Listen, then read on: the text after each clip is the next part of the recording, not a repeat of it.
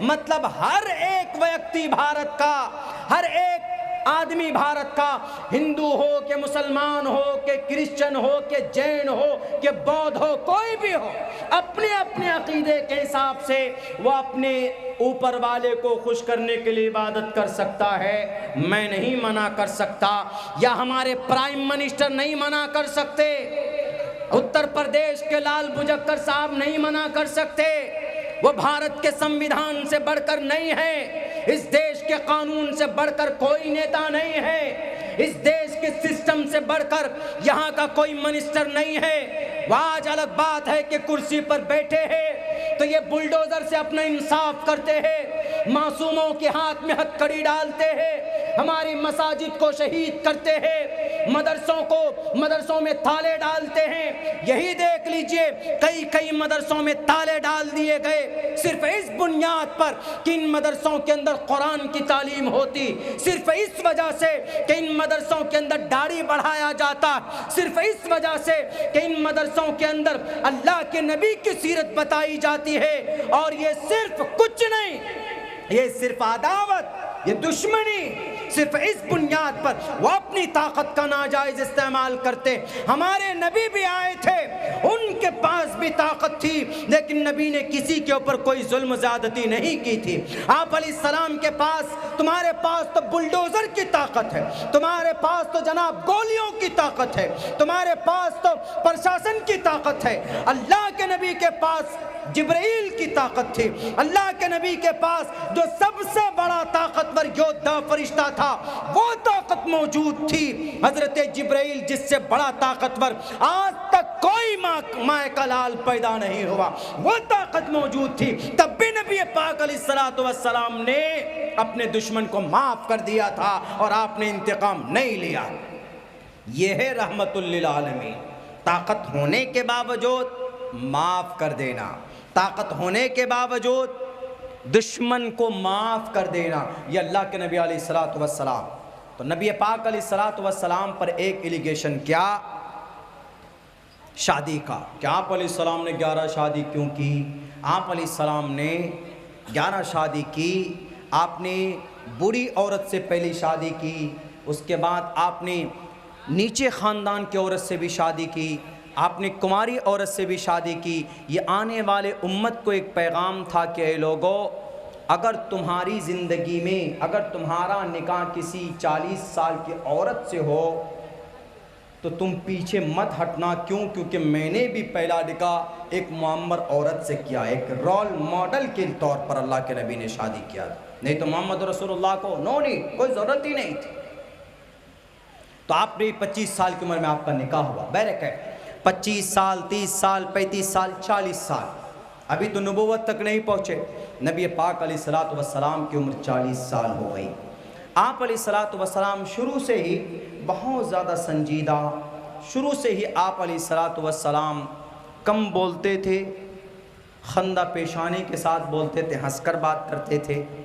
آپ بالکل لوگوں سے نفرت نہیں رکھتے تھے، آپ ملتے تھے جلتے تھے سب کے ساتھ۔ اس وقت میں یہود و نصارہ وہاں پر کعبۃ اللہ شہر مکہ میں یہودی، مجوسی اور الگ قسم کے مشرک تھے، وہ لوگ رہتے تھے، آپ سب کے ساتھ ملتے جلتے تھے۔ آپ علیہ السلام تجارت بھی سب کے ساتھ کرتے تھے، میں نے کہا نا آپ علیہ السلام پیسے ایک یہودی سے لیا کرتے تھے۔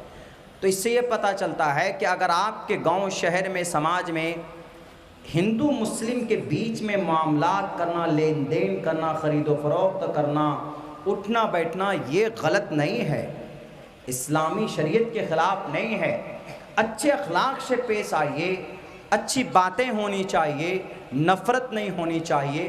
ہاں کسی کی مذہبی تہوار میں اس کے ساتھ شریک نہیں ہو سکتے، جیسے بعض بچے کیسے کرتے ہیں، ابھی گنیش چترتھی آیا، اس کے اندر میں جا کر شریک ہو رہے ہیں، وہاں ڈانس کر رہے ہیں، اس کا پرساد کھا رہے ہیں، یہ اسلام کی شریعت میں منع ہے، یہ ایک الگ ٹاپک ہے، ادھر میں جانا نہیں چاہوں گا۔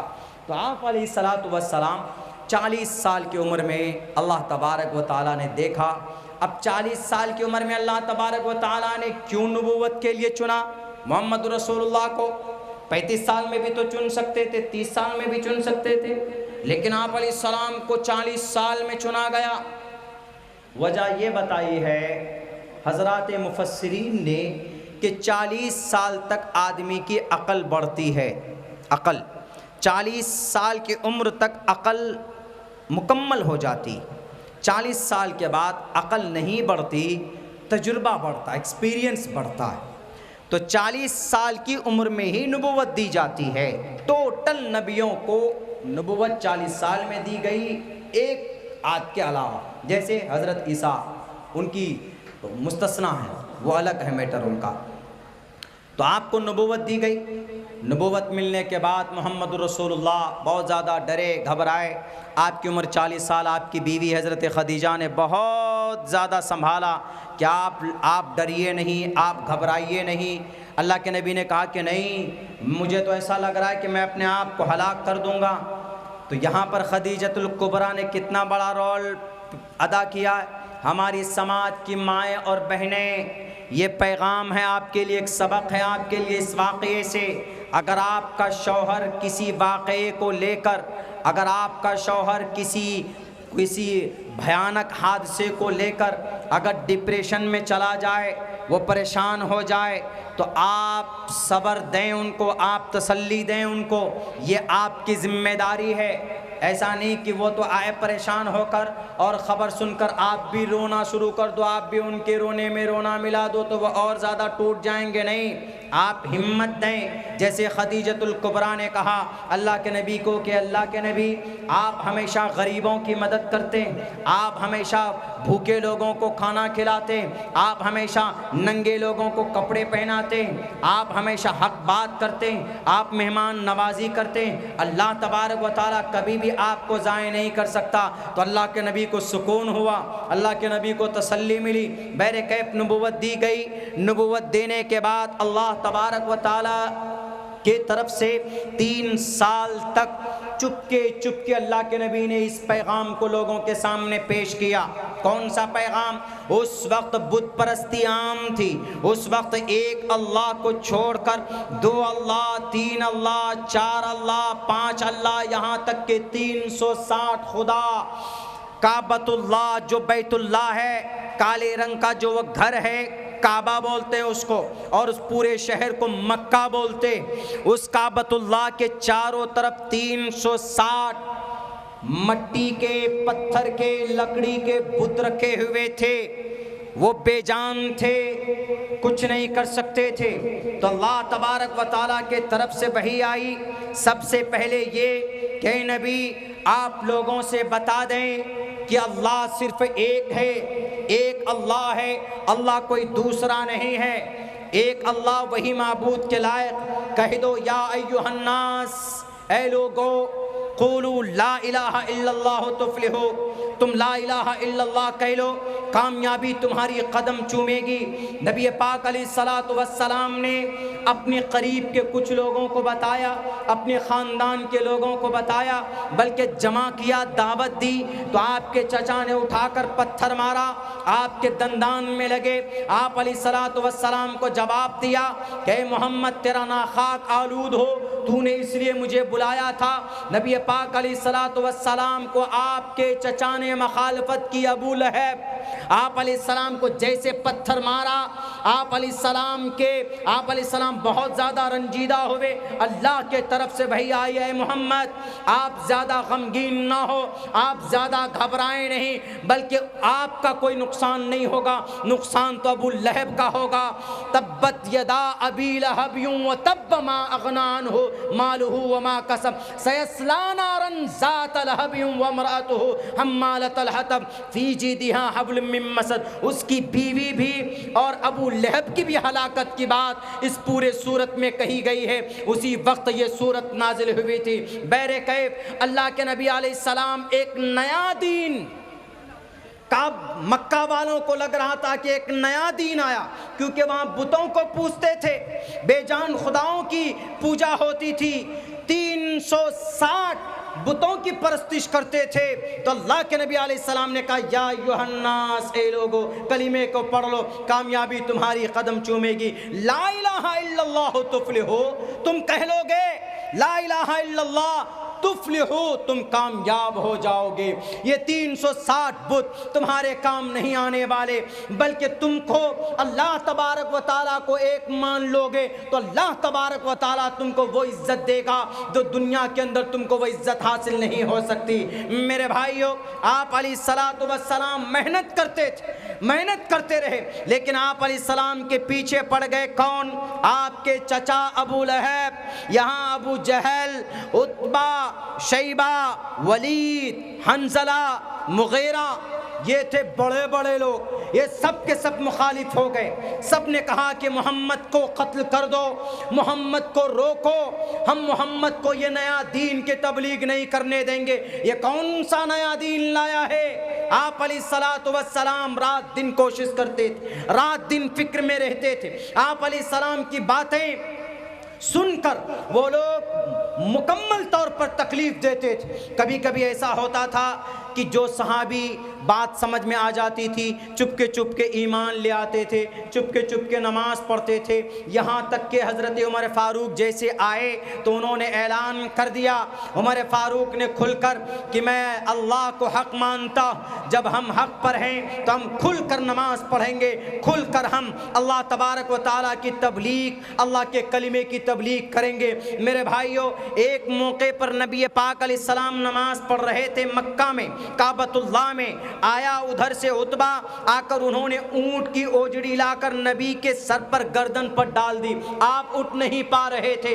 हजरत अबू बकर सिद्दीक आए दौड़कर, उन्होंने खींचकर निकालने की कोशिश की, उनको भी इतना मारा गया। हजरत अबू बकर ने कहा, अतक़्तुलून रजुलन अन यक़ूल रब्बी अल्लाह, तुम ऐसे आदमी को मारना चाहते हो जो नमाज पढ़ता है, जो कहता है कि हमारा रब अल्लाह है। आज जो मॉब लिंचिंग किया जाता है, अभी कुछ दिनों पहले शमशाद को मारा गया, सिर्फ इस नाम, सिर्फ इस वजह से कि इसका नाम नौशाद है, जो इस्लाम से ताल्लुक़ रखता है। ये मॉब लिंचिंग करने वाले ये वही कुफ़ार और मुशरिकीन मक्का की नस्ल में से है, जो भारत के अंदर अगर कहीं पर कोई मुसलमान नमाज पढ़ता है तो उसको नमाज पढ़ता देखकर हनुमान चालीसा शुरू कर देते। पढ़िए हनुमान चालीसा, कोई दिक्कत हमें नहीं है, लेकिन दिखावे के लिए नहीं, हमें आप सिर्फ अदावत में नहीं बल्कि हनुमान चालीसा पढ़ना है। मेरे हिंदू भाइयों, मेरे नौजवानों, ईश्वर को, श्री हनुमान जी को, जिनके बारे में कहा गया, कंचन वरन वराज सुबेशा, कानन कुंडल कुंचित केशा, जिनके बारे में कहा गया कि वो हवाओं के पुत्र हैं, हवाओं की तरह ताकत है उनके पास, वो किसी से नहीं डरते।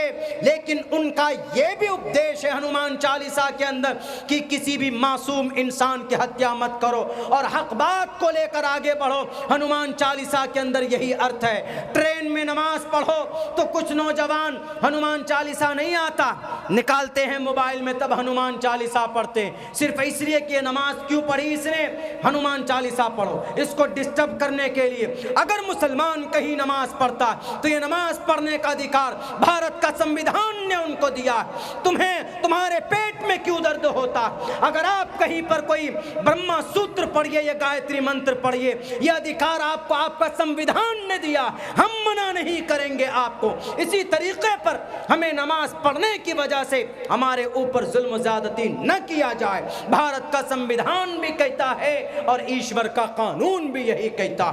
मेरे भाइयों, अल्लाह के नबी अलैहिस्सलाम पर इतनी तकलीफें दी गई, इतनी तकलीफें दी गई, एक मौके पर तो आपके गले में कपड़ा डालकर ऐसे घुमा दिया गया था, पेट नहीं भरा लोगों का, 3 साल तक बायकाट कर दिया गया। गांव के बीच में एक घाटी था, शैब अबी तालिब बोलते थे। कुछ सहाबी ईमान लाए, हज़रत अबू बकर, हज़रत उस्मान, हज़रत उमर, हज़रत अली, हज़रत बिलाल, हज़रत अम्मार, हज़रत यासिर, हज़रत सुमैया, ये वो हैं जो अल्लाह के नबी की ज़ुबान से कलिमा निकला, इन्होंने फ़ौरन कबूल कर लिया। लेकिन इतनी आसानी से नहीं आया हम तक। हज़रत अबू बकर को तड़पा तड़पा कर मारा गया था, यहाँ तक के 3 साल तक सहाबा को बंद कर दिया, खाना पीना बाहर से बंद। होता क्या था, खाते क्या थे, दरख्त के पत्ते चबा चबा कर रहा करते थे। 3 साल तक शैब अबी तालिब में अल्लाह के नबी को बंद कर दिया गया। कौन? اپنے رشتہ داروں نے 13 سال تک ظلم و ستم کی ایسی بارش ہوئی ہے، ایسی بارش ہوئی ہے، اب اندازہ نہیں لگا سکتے۔ حضرت خباب کو کلمہ لانے کی وجہ سے، کلمہ پڑھنے کی وجہ سے، حضرت خباب کو ایک غلام تھے، ایک کمزور تھے، ان کو کفار نیچے سے آگ جلاتے، حضرت خباب کو لٹا دیا جاتا تھا، پیٹ سے چربی پگھلتی تھی، نیچے کی آگ بجھ جاتی تھی، پیٹ کے اندر ساری گوشت ختم ہو گیا، سارا گوشت ختم ہو گیا، صرف ہڈی باقی تھی۔ عمر فاروق نے کہا تھا کہ خباب اس کرسی پر کون بیٹھ سکتا ہے؟ حضرت خباب نے کہا کہ اس کرسی پر میں بیٹھ سکتا ہوں۔ انہوں نے کہا کیوں؟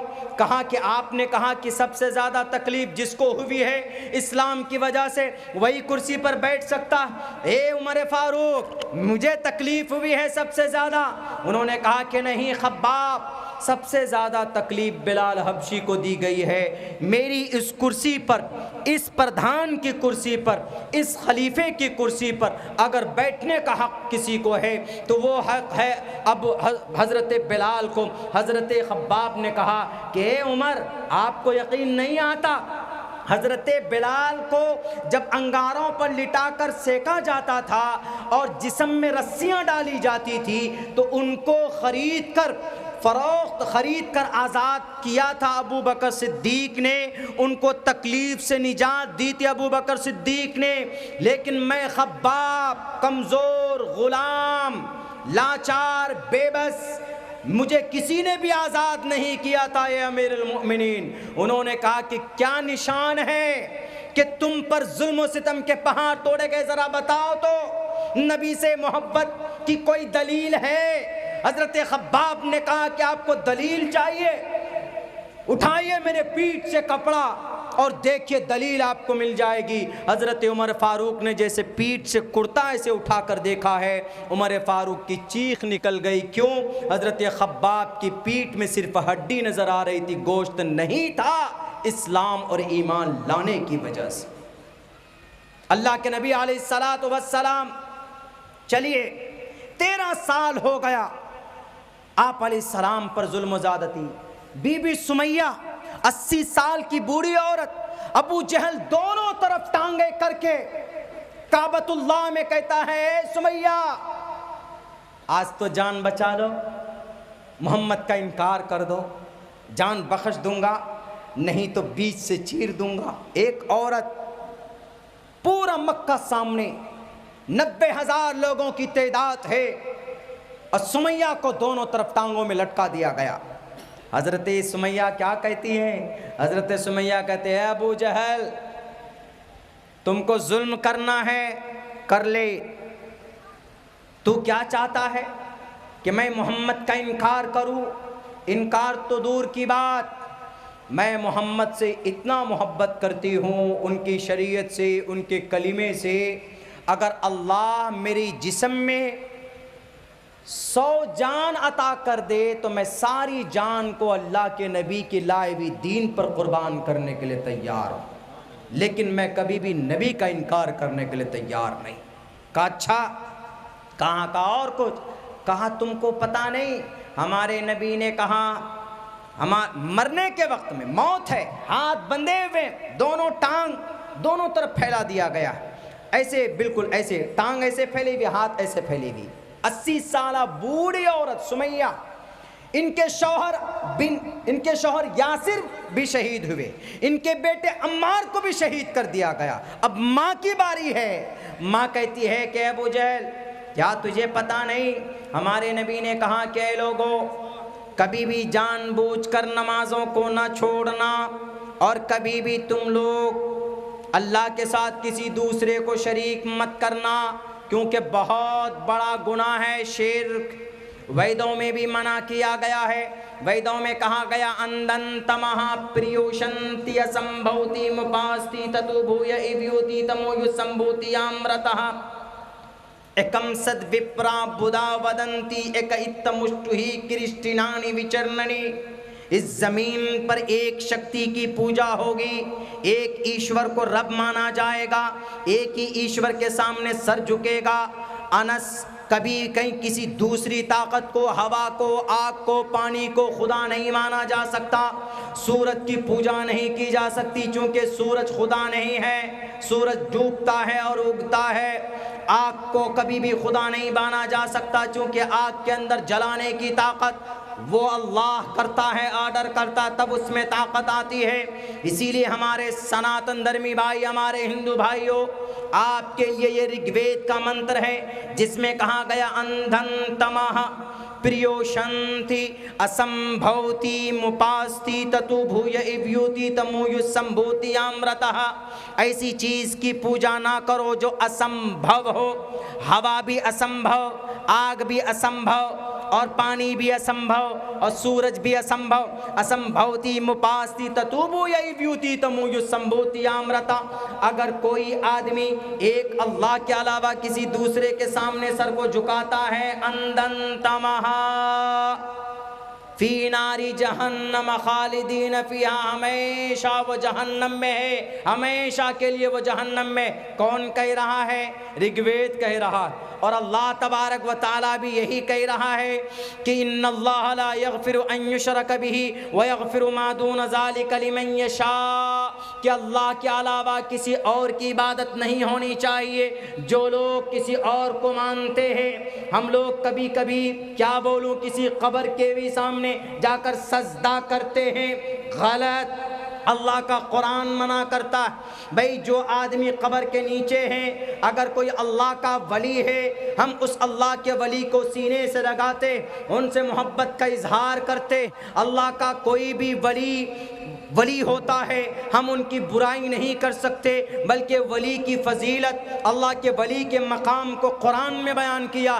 الا ان اولیاء اللہ لا خوف علیہم ولا هم يحزنون۔ اللہ کا جو ولی ہوتا ہے ان کے اوپر کوئی خوف نہیں ہوتا، وہ ڈرتے نہیں ہیں، بلکہ ڈائریکٹ اللہ سے کنیکشن ہوتا ہے۔ لو اقسم باللہ لا برہ اللہ، لیکن جب ان کا انتقال ہو جاتا ہے تو ان کی قبر پر ہم لوگ کبھی کبھی جا کر چادر چڑھاتے ہیں، کبھی کبھی سجدہ کرتے ہیں، کبھی ہم انہی سے دعا کرتے ہیں۔ ایک مندر کے اندر پجاری ایک بت کے سامنے اگر ہاتھ باندھ کر وہ کہتا ہے اوم نمو اوم بھوربھوت سواہا تتسویتروریرنیم بھرگو دسی دیوس دھیمئی دھیو یو نہ پرچودیات، وہ بے جان مورتی سے مانگتا ہے، آپ بے جان مردے سے مانگتے، کوئی فرق رہ جاتا ہے؟ کوئی فرق نہیں رہتا۔ اس لیے اللہ کے علاوہ اغیار کی عبادت نہیں ہونی چاہیے۔ اللہ قرآن میں بیان کرتا ہے، اللہ کہتا ہے کہ اگر تم کو پکارنا ہے مجھے ڈائریکٹ پکارو نا، ادعونی استجب لکم، مجھ سے کہو میں تمہاری دعا کو قبول کروں گا، بیچ میں کسی کو لانے کی ضرورت نہیں ہے۔ اللہ خود کہتا ہے قرآن کریم کے اندر۔ میرے بھائیو، خیر ایک الگ بات تھی تو حضرت سمیہ نے کہا کہ اللہ کے نبی نے کہا مر جاؤ، جل جاؤ، راکھ کر دیا جائے، لیکن اللہ کے ساتھ کسی کو شریک مت کرنا۔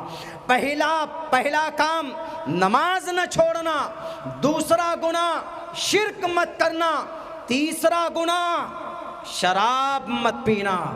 ہمارے نبی کا فرمان ہے ابو جہل، اور میں تیرے سامنے چیخ کر بولتے ہو، ایک جان کیا یہ دنیا کی محبت نہیں ہے، یہ دین کی محبت ہے، یہ نبی کی محبت ہے۔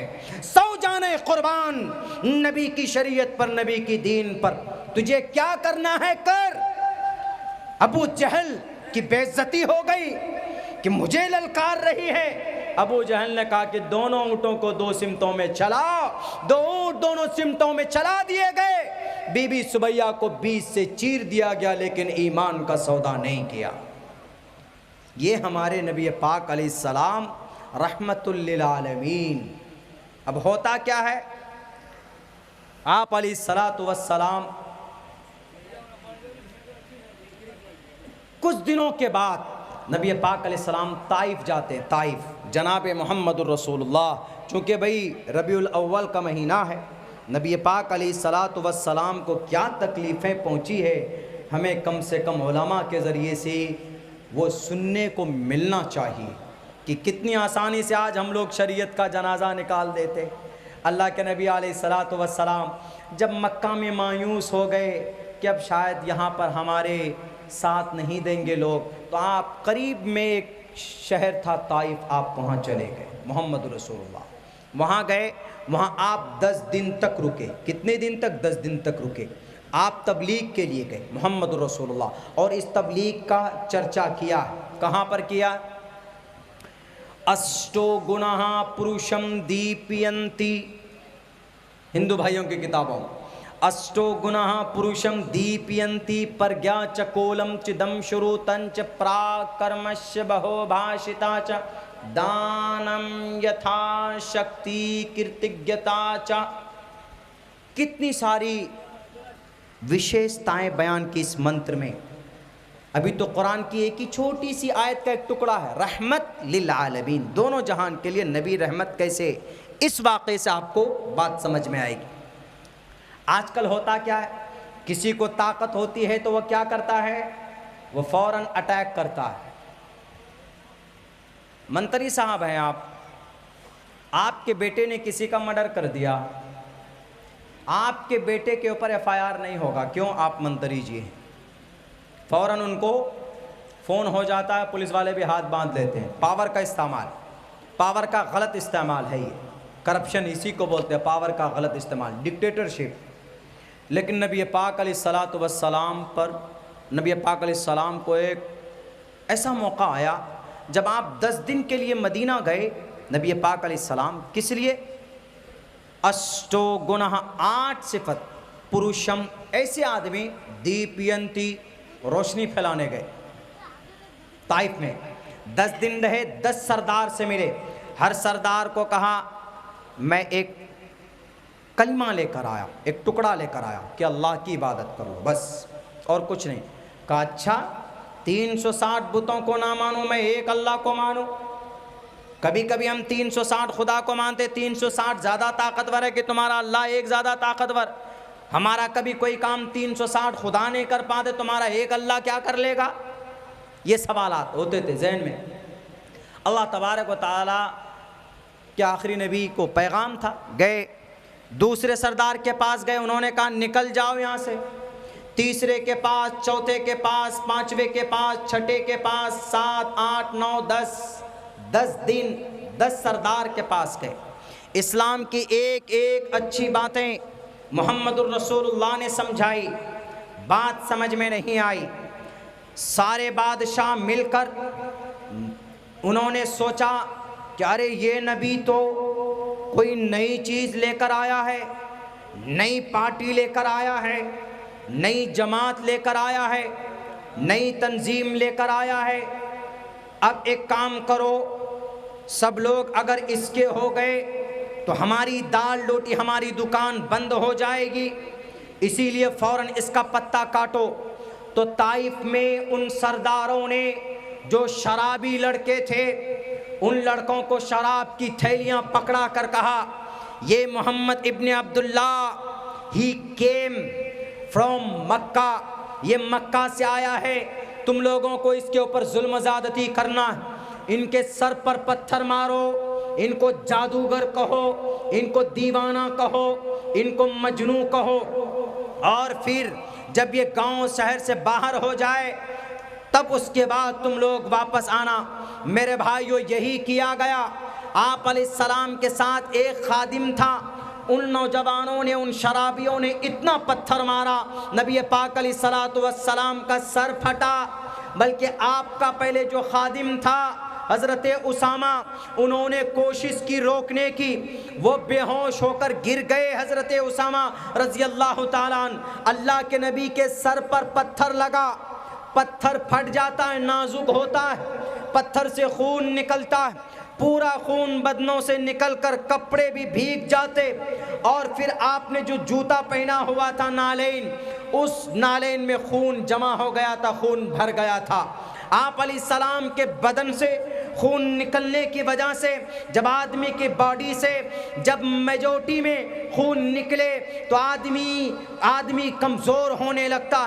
تو آپ علیہ السلام کو چکر آیا، آپ ایک درخت کے نیچے بیٹھ گئے اور اللہ تبارک و تعالیٰ سے اللہ نے ان کلمات سے اپنی شکایت کی، اللہم انی اشکو بثی، اے اللہ میں اپنی بے بسی کی شکایت تجھ سے کرتا ہوں، اے اللہ میری کیا غلطی، اے اللہ میرا کیا جرم ہے کہ جس کی وجہ سے میرا خون بہایا گیا ہے، اے اللہ میں اپنی بے بسی کی شکایت تجھ سے کرتا ہوں، اے اللہ میں اپنی بے بسی کی فریاد تجھ سے کرتا ہوں۔ لیکن ساتھ میں اللہ کے نبی نے دعا بھی کی کہ اللہم اہدی قومی فإنہم لا یعلمون، اے دنیا والو، نبی کو گالی دینے والو، نبی کو ظالم کہنے والو، آج تک تاریخ انسانیت میں کوئی نبی یا کوئی اوتار یا کوئی رشی منی ایسا پیدا نہیں ہوا جنہوں نے اپنا خون بہا کر بھی اپنی قوم کے لوگوں کے لیے دعا کی ہو، ان کی بھلائی کے لیے دعا کی ہو۔ اگر ایسا کوئی مہان ویکتی ہے تو اس شخص کا نام محمد ابن عبداللہ ہے، محمد الرسول اللہ صلی اللہ علیہ وسلم۔ آپ علیہ السلام تڑپ رہے ہیں، اللہ تبارک و تعالیٰ کے دربار میں جب یہ فریاد پہنچتا ہے، اللہ تبارک و تعالیٰ غصے میں آتے ہیں اور جبرائیل سے کہتے ہیں کہ جبرائیل، کس لیے میں نے تجھے طاقت دی ہے؟ عرش پر بیٹھنے کے لیے میرا محبوب زخمی حالت میں پڑا ہوا ہے طائف کے ریگستان میں۔ ارے جن کے لیے میں نے یہ دنیا بنایا ہے، جن کی وجہ سے یہ دنیا بنی ہے، آج وہ زخمی حالت میں پڑا ہوا ہے۔ اگر آج ان کی مدد نہیں ہوئی، اے جبرائیل مجھے تیری ضرورت نہیں ہے۔ حضرت جبرائیل فوراً پلک جھپٹتے آپ علیہ السلام کے پاس آ کر حاضر ہوتے اور کہتے ہیں کہ اللہ کے نبی، آپ پر سب کچھ قربان، آپ اشارہ کر دیجئے، ان طائف والوں کو ابھی پیس دوں گا میں جبرائیل ہوں، وہ جبرائیل جنہوں نے قوم لوط کو زمین سے لے جا کر، زمین سے اٹھا کر 7ویں آسمان پر لے جا کر پٹخ دیا تھا، تباہ کر دیا تھا، وہ جبرائیل ہوں میں۔ قوم عاد، قوم سمود پر آگ اور پتھر کی بارش کی ہے میں وہ جبرائیل ہوں کہ شعیب کی قوم کو تباہ میں نے کیا، میں وہ جبرائیل ہوں نوح کے نہ ماننے والوں کو میں نے اس دنیا سے نام و نشان مٹا دیا۔ آپ بولیے، اشارہ کیجئے اے اللہ کے نبی۔ اگر اللہ کے نبی ظالم ہوتے دنیا والوں، اتر پردیش کے لال بجکروں اور یورپ اور امریکہ والوں، اگر اللہ کے نبی ظالم ہوتے، ہاتھ میں تلوار ہوتی، اللہ کے نبی علیہ السلام اگر انتقام لینے والے ہوتے تو محمد الرسول اللہ جبرائیل سے کہتے کہ ہاں جبرائیل، بہت دکھ دیا ہے، تم یہ کر دو، لیکن نہیں، اللہ کے نبی پر قربان جائیے۔ محمد رسول اللہ نے کہا کہ جبرائیل نہیں، میں جانتا ہوں تیرے اندر اتنی طاقت ہے کہ تجھ سے بڑی طاقت دنیا میں آج تک کسی کے پاس نہیں ہے، کیونکہ اللہ تیری طاقت کی قسم کھاتا، ذی قوت عند ذی العرش مکین، اللہ کے سامنے میں فرشتے کی، جبرائیل کی طاقت کی قسمیں اللہ کھاتا ہے۔ میں جبرائیل کی طاقت کی قسمیں کھا کر کہتا ہوں، اتنی طاقت کا مالک فرشتہ بیٹھا ہے سامنے۔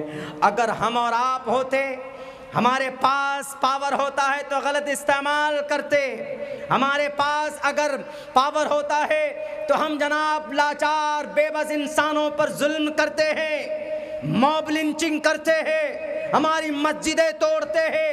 ہمارے نبی کے پاس تمہارے ان ٹچے بلڈوزر سے کئی کروڑ گنا زیادہ طاقت والے جبرائیل موجود تھے، اللہ کے نبی پر ظلم کی انتہا کر دی، تب بھی اللہ کے نبی نے کہا کہ جبرائیل گھبراؤ مت، میں اس کائنات میں نبی بنا کر آیا ہوں۔ اللہ نے قرآن میں کہا ہے اپنے لیے، اے محمد میں اس کائنات کو میں نے پیدا کیا، میں رب العالمین ہوں، لیکن اے نبی آپ کو اس کائنات کے لیے رحمت للعالمین بنا کر بھیجا جا رہا ہے، آپ انتقام مت لیجیے۔ اللہ کے نبی نے انتقام نہیں لیا، کہاں پر؟ طائف میں سب کو معاف کر دیا۔ ہے کوئی مائے کا لال ایسا کر سکتا ہے؟ نہیں کر سکتا۔ آج تو چن چن کر انتقام لیا جاتا ہے، لیکن محمد الرسول اللہ صلی اللہ علیہ وسلم نے معاف کر دیا۔ بہرکیف 13 سال گزر گئے، محمد الرسول اللہ کو حکم ہوا چونکہ بہت زیادہ ظلم و زیادتی ہو رہی تھی، ایک ایک صحابہ کو ٹارگٹ کیا جا رہا تھا، تو اللہ کے نبی علیہ السلام کو آرڈر ہوا آپ مدینہ جائیں۔ نبی پاک علیہ السلام 53 سال کی عمر میں مدینہ پہنچتے، آپ علیہ الصلاۃ والسلام مدینہ گئے۔ اب یہاں ایک بات یہ سمجھ میں ہے کہ بہت سے لوگ، رک کر میں آپ کو یہ سمجھا دوں، 13 سال تک نبی اور نبی کے صحابہ کس طرح گاجر مولی کے طرح ان کو اذیت دی گئی، کتنی تکلیفیں دی گئی، لیکن ایک تھپڑ یا ایک تلوار یا ایک ڈنڈا کسی صحابی نے کسی کو مارا نہیں مارا۔ دنیا والے کہتے ہیں کہ اسلام کی تبلیغ تلوار کے نوک پر ہوئی، غلط بات۔ اللہ کے نبی مدینہ چلے گئے، وہاں پر مدینے میں کچھ لوگ تھے یہودیوں سے معاہدہ کیا، الائنس، جس کو گٹھ بندھن بولتے ہیں۔ یہ ہمارے دیش میں جو گٹھ بندھن بنتا ہے، یہ گٹھ بندھن نہیں، یہ ٹھگ بندھن ہے۔ اصل میں یہ ٹھگتے ہیں ایک دوسرے پارٹی کو، جس کو کرسی بچانی ہوتی ہے گٹھ بندھن کر لیتے، اور کسی کی سرکار گرانی ہوتی ہے تو ایم ایل اے خرید لیتے۔ یہ بےمانی ہوتی ہے۔ خیر، اس کا یہ تو ٹھگ بندھن ہے، لیکن گٹھ بندھن سمجھانے کے لیے بولا، الائنس، مل کر کچھ کام کرنا۔ تو نبی جب مدینہ گئے، مدینے میں پہنچے تو وہاں کی جو میجورٹی، جو اکثر لوگ تھے مضبوط یہودی لوگ تھے۔ آپ علیہ السلام نے یہودیوں سے گٹھ بندھن کیا، کیا کہ ہم اپنے دین اور دھرم کی تبلیغ کریں گے اور آپ اپنے مذہب پر عمل کرنا، ہم دونوں کے بیچ میں کوئی تیسرا لڑائی کرنے آئے گا تو ہم دونوں مل کر ان کا مقابلہ کریں گے، اور ہم دونوں بیچ میں آپس میں لڑیں گے نہیں۔ یہ گٹھ بندھن ہوا، بلکہ 12 قانون بنے، 12 قانون سیرت کی کتابوں میں موجود ہیں۔ نبی جب مدینہ گئے 12 قانون بنائے گئے آپ علیہ الصلاۃ والسلام، یہاں تک کہ آپ علیہ السلام جس اونٹنی پر بیٹھ کر کے گئے، اس اونٹنی کا چرچا سنسکرت زبان میں موجود ہے۔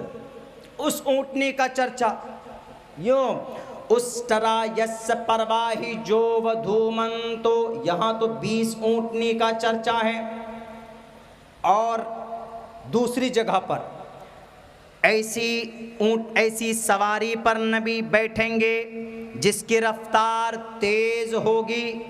آپ حلیمہ کی سواری پر بیٹھے تو اس کی رفتار بھی تیز ہو گئی۔ آپ علیہ السلام جب معراج پر گئے، اس براق پر بیٹھ کر اس کی رفتار بھی تیز تھی۔ اسی کو کہا گیا اشوما شگماروہا دیو دتم جگت پتی، تیز رفتاری کے ساتھ سواری کرنے والا نبی سوار ہوئے اونٹ پر بیٹھ کر ہجرت کر کے مدینہ چلے گئے۔ آپ علیہ السلام کے ہجرت کا چرچا اور ان کا تذکرہ ہمارے ہندو بھائیوں کی ان کے پوتر گرنتھ میں موجود ہے۔ نبی پاک علیہ السلام مدینہ پہنچتے، مدینہ پہنچنے کے بعد معاہدہ ہو گیا۔ اب نبی پاک علیہ السلام اپنے کام میں لگے ہیں، ان کے صحابہ اپنے کام میں لگے ہیں، لیکن یہودی سے کچھ کفار مکہ کے کفار مل گئے، بیچ میں اکساتے تھے، ارے یہ نبی محمد ہم لوگوں نے تو بھگایا ہے وہاں سے، مکہ سے، اب تمہارے بیچ میں رہ کر دادا گیری کر رہا ہے، ان کو مارو، ان کو نکالو یہاں سے، نہیں تو تمہارا وجود ختم کر دیں گے۔ کچھ یہودی تھے جو کہہ رہے تھے ارے ہاں صحیح بول رہے ہیں، مکہ والوں سے مل کر نبی پاک علیہ السلام کو قتل کرنے کی سازش کرنے لگے۔ یعنی اندر جو معاہدہ ہوا تھا، گٹھ بندھن ہوا تھا، اس کو اندر توڑ دیا تھا۔ اس گٹھ بندھن میں لکھا تھا کہ اگر کوئی کسی کا ایم ایل اے خریدے گا تو اس کو جیل میں ڈالا جائے گا۔ یہاں تو نہیں ڈالا جاتا جیل میں، یہاں تو ایم ایل اے خرید کر آسام بھیج دیتے ہیں، گوہاٹی بھیج دیتے ہیں، ممبئی بھیج دیتے ہیں، سرکاریں گرا دیتے ہیں، تب بھی کہتے ہیں کہ ہاں بہرکیف۔ تو اس معاہدے میں لکھا، اس معاہدے میں یہ لکھا ہے کہ یہ گٹھ بندھن نہیں ٹوٹے گا، اگر کوئی گٹھ بندھن کے خلاف جائے گا تو اس کی سزا موت ہوگی، موت۔ اس وقت بادشاہوں کے قانون یہی ہوا کرتے تھے، اس وقت کے جو قانون تھا، سسٹم تھا، یہی ہوا کرتے تھے۔ اب سے تقریباً 1450 سال پہلے کی بات۔ میرے بھائیو، تو یہودی مکہ والوں سے مل گئے، نبی پاک علیہ السلام کو ختم کرنے کی سازشیں کرنے لگے۔ اللہ تبارک و تعالیٰ نے خبر دی، اللہ تبارک و تعالیٰ نے خبر دی وحی کے ذریعے، اے نبی ذرا چست رہیے گا، آپ نے جن سے معاہدہ کیا ہے وہ آپ کو قتل کرنے کے در پہ ہیں۔ تب اللہ تبارک و تعالیٰ اب آرڈر دیتا ہے کس کا؟ ان سے جنگ کرو۔ اب آرڈر دیتا ہے، اب 53 سال بعد آرڈر دیتا ہے۔ اذن للذین یقاتلون بانہم ظلموا، جن پر ظلم کیا گیا، جن کو قتل کرنے کی سازش کی جاتی ہے، ان لوگوں کو قتل کرنے کی اجازت دی جاتی ہے، جنگ کرنے کی۔ جن پر ظلم کیے گئے یا جن کو مارنے کی پلاننگ کی جا رہی ہے، ان لوگوں کو اللہ اجازت دیتا ہے۔ پتہ ہے اس آیت کے اوپر کیا بولتے ہیں؟ یہ وسیم رضوی جو تھا پہلے، ابھی تو تیاگی جی بن گئے، وہ قرآن کی 26 آیت نکالنے کی جو بات کر رہا تھا، ان 26 آیتوں میں ایک یہ بھی آیت ہے، یہ 26 کی شاید 24 ہے، ان 26 شاید 26 ہی ہے، 24 ہے، 24 آیتوں میں ایک آیت یہ بھی ہے کہ دیکھیے قرآن میں اجازت دی جا رہی ہے قتل کرنے کی۔ اذن للذین یقاتلون بانہم ظلموا، اللہ کہہ رہا قرآن میں نبی کو، کیا کہہ رہا کہ اجازت دی گئی ہے لڑو۔ یہ پتہ نہیں اس بے وقوف کو، پتہ ہوتا تو وہ تیاگی نہیں بنتا، کم وقت کم سے کم وسیم ہی رہتا۔ اس کی عقل ماری گئی ہے بے وقوف کی۔ وہ کیا کہتا ہے کہ دیکھیے مسلمانوں کے قرآن میں ہے اذینا، اجازت دی گئی قتل کرنے کی، یہ آدھا پڑھ کر رک گیا، اس کو نہیں پتہ یہاں ان لوگوں کے خلاف اجازت ہے جنہوں نے معاہدے کے خلاف کام کیا، گٹھ بندھن کے خلاف کام کیا۔ ہمارے دیش میں اگر کوئی گٹھ بندھن کے خلاف کام کرتا ہے تو قانونی کارروائی کر سکتے ہیں، جیل میں ڈال سکتے ہیں، لیکن یا تو خود ہی جناب جو قانون کے رکھوالے ہیں وہ کہتے ہیں نا دودھ کی رکھوالی بلی کو بنا دیا ہے، دودھ کی رکھوالی دیکھ بھال کے لیے بلی کو بنا دیں گے تو صبح دودھ ملے گا؟ آپ کو نہیں ملے گا، دودھ ختم۔ کیوں؟ بلی کو آپ نے رکھا، بلی تو دودھ کا دشمن ہوتا۔ یہ قانون کا رکھوالے ایسے لوگوں کو جو قانون ہی بدلنا جا رہے ہیں، جو نئے نئے قانون لیا ہے جناب، انہیں پتہ ہی نہیں کہ جس دن قانون اس دیش کو آزاد کیا جا رہا تھا تو یہ بلوں میں چھپے ہوئے بیٹھے تھے، عیش کی زندگی گزار رہے تھے جس دن یہ دیش ہمارا آزاد ہوا۔ بہرکیف وہ یہودی جو نبی کو قتل کرنے کی کوشش کر رہے تھے، اللہ نے یہ آیت نازل کی کہ جو لوگ قتل کرنے کے در پہ ہیں، قتل کرنے والے ان کو اجازت دی جاتی۔ اور یہ بات غلط نہیں ہے، یہ بات اس لیے غلط نہیں ہے تیاگی صاحب، آپ کہو اپنے ان ڈپلیکیٹ خداؤں کے ماننے والوں کو، کہو آپ جناب بڑے بڑے ان مہاراج لوگوں کو جو قرآن کی آیت کی غلط تشریح کرتے۔ قرآن میں کیا کہا؟ جو آپ لوگوں کو قتل کرنے کی کوشش کرتے ہیں ان کا قتل کیجئے۔ یہی بات اتھرو وید میں کہی گئی۔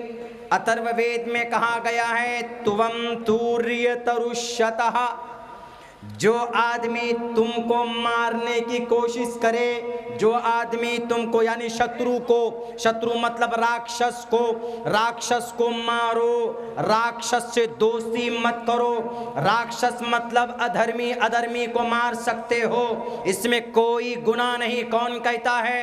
ہمارا قرآن چھوڑیے، اتھرو وید، رگ وید، یجروید، سام وید، اتھرو وید، یہ 4 وید ہے، ایشوریہ گرنتھ ہیں، کسی مہا پروش نہیں، یعنی ایشوانی ہیں آپ کے عقیدے کے حساب سے۔ ان میں اتھرو وید کہتا اتھرو وید کہتا ہے توم توریترشتہ، جو شترو ہے، جو ظالم ہے، جو لڑاتا ہے، اس کی گردن کو کاٹ دو۔ مہا بھارت بھی کیوں ہوئی تھی پتہ ہے؟ مہا بھارت بھی اس لیے ہوئی تھی، وہ تو بہت لمبا چوڑا واقعہ، لیکن اتنا کہتا ہوں زمین کا جھگڑا تھا، کورو پانڈو دونوں ایک ہی باپ کی اولاد، دھرت راشٹر کی، پانڈو 5 بھائی، کورو زیادہ تھے۔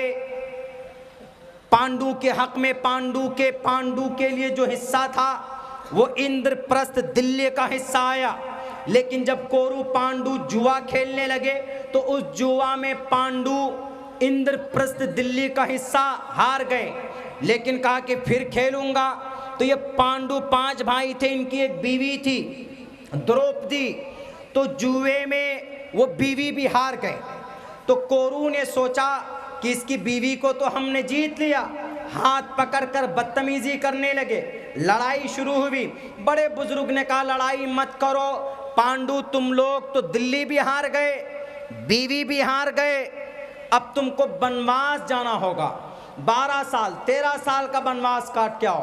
یہ بیچارے پانڈو بنواس میں چلے گئے، 13 سال تک بنواس کاٹ کر آئے۔ کوروں سے کہا کہ ہم کو ہماری زمین دو، اندر پرست دلی میں ہے، یہ دلی کا یہ اندر پرست کا حصہ ہم کو دو۔ کوروں نے کہا کہ نہیں دیں گے، جاؤ۔ دریودھن نے کہا نہیں دیں گے، جاؤ، کیا کرو گے؟ اب یہاں کا اچھا نہیں دو گے؟ کہا بالکل نہیں دیں گے۔ تب اس کے بعد کرشن جی اوترت ہوئے۔ کون کرشن جی؟ جن کے ماما راجا کنس،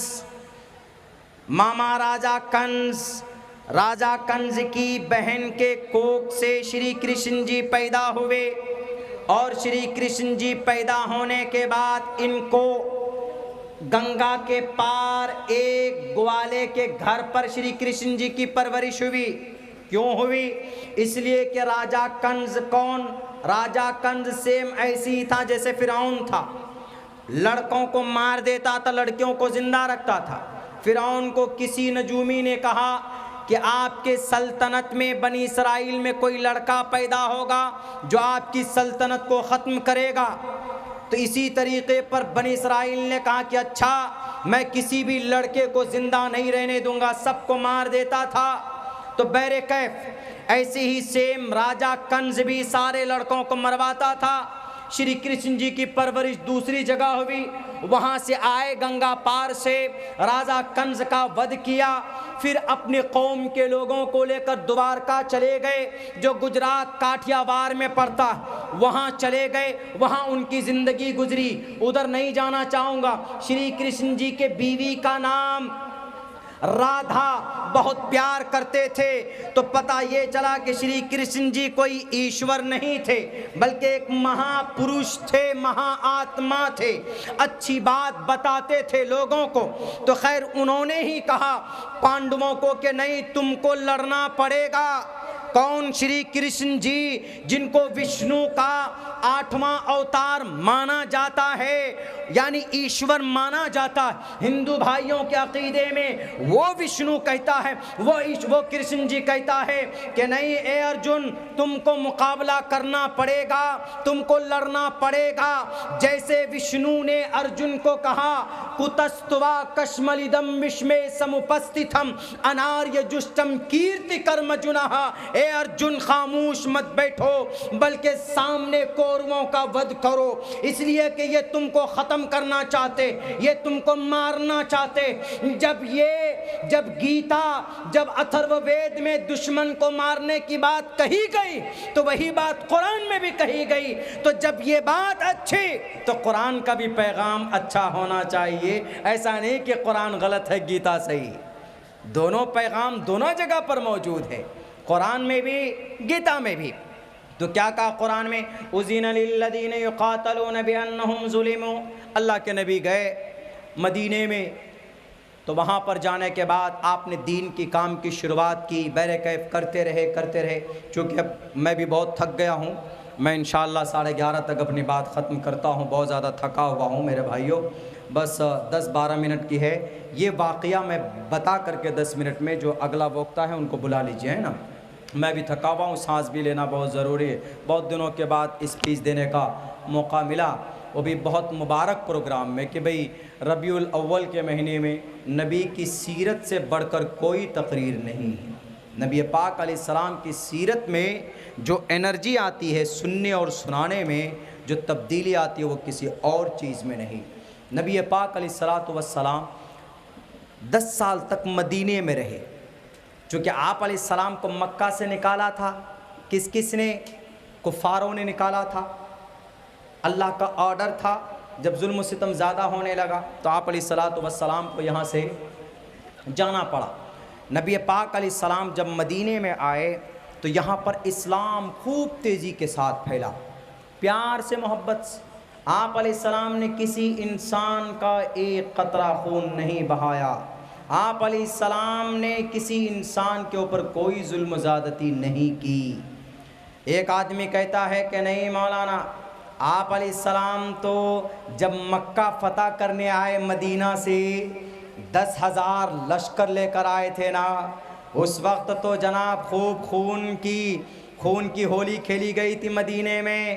غلط، لوگ سوال کرتے ہیں نا کہ نبی تو پھر 10,000 لشکر لے کر کیوں آئے مکہ فتح کرنے؟ میں عبداللہ سالم طالب علم، میں جواب دینے کے لیے تیار۔ نبی پاک دنیا میں دیکھیں جتنے بھی بادشاہ آئے، ہر بادشاہ نے اپنی حکومت جمانے کے لیے، لوگوں کو ڈرانے کے لیے قتل کرتا ہے۔ 3100 سال پہلے چیان سنگھ ایسے نام کر کے چین میں ایک بادشاہ تھا، وہ اتنا ظالم تھا، اپنا رعب قائم کرنے کے لیے ان کے سامنے سے پانی میں اگر کوئی غریب گزرتا تو اس کا ٹانگ کٹوا دیتا تھا۔ کس لیے؟ کسی نے پوچھا کہ آپ غریب کی ٹانگ کیوں کاٹ دیے؟ کہا میں اس کے ہڈی کا رنگ دیکھنا چاہتا ہوں۔ بتائیے، صرف اس بات، یعنی دنیا کا ہر بادشاہ ڈرانے کے لیے، خوف بٹھانے کے لیے خون کی ندیاں بہاتے، عورتوں کو بیوہ کرتے، معصوم بچوں کو یتیم کرتے۔ آپ نے نام سنا ہوگا چنگیز کا، 1162 میں پیدا ہوا عیسوی میں، 1227 میں مرا۔ چنگیز خان کا نام سن کر بادشاہ نام سن لیتا تھا کہ چنگیز آ رہا ہے میرے قلعہ کو فتح کرنے، پہلے سے اپنے قاصد کو کہتا تھا کہ لڑائی مت کیجیے، لیجیے قلعہ آپ کا۔ اتنا خطرناک، ظالم اور جابر چنگیز انسان کی کھوپڑی سے میناریں بناتا تھا، انسان کی کھوپڑی سے ندی میں، نہر میں پل بناتا تھا۔ بتائیے، وہ چنگیز 200 لڑکے تھے، اس کے 200 لڑکے چنگیز کے۔ خون جب تک نہیں کرتا تھا اس کو مزہ نہیں آتا، خون کرنے میں منگول سلطنت کا بانی یہی تھا چنگیز۔ موت کیسے ہوئی؟ چین کے اوپر 2 مرتبہ حکومت کرنے والا، چین کو اپنے پنجوں سے روندنے والا یہ چنگیز، اس کا بھی ایک ہی منشا تھا کہ چائنا، آذربائیجان، افغانستان، یہ پورا علاقہ ایک دم قبضہ کر کے دنیا کو فتح کرنے چلا تھا، لیکن موت ہو گئی۔ لاکھوں انسانوں کا قاتل یہ چنگیز مرا 1227 میں۔ مرنے کے بعد جتنے آدمیوں کو مارتا تھا، یہ پوچھا گیا کیوں مارتے ہیں اب آدمیوں کو، تو یہ کہتا تھا میں اس لیے مارتا ہوں 2 وجہ، مجھ سے لوگ ڈریں اور میرا نام سن کر رعب قائم ہو، اور میں لمبے وقت تک کرسی پر بیٹھا رہوں، یہ 2 مقصد ہیں میرے، اور کوئی تیسرا مقصد نہیں۔ چنگیز بہرکیف مرا 1227 عیسوی میں، اب سے تقریباً 1100 سال پہلے ان کا انتقال ہوا، مر گیا، چلا گیا دنیا سے۔ اس کا پوتا پیدا ہوا ہلاکو خان، یہ ان سے 1 قدم اور آگے۔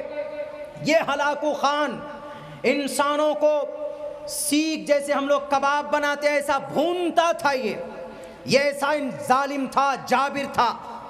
اس نے بھی کئی مرتبہ ظلم و ستم کے وہ پہاڑ توڑے انسانوں پر۔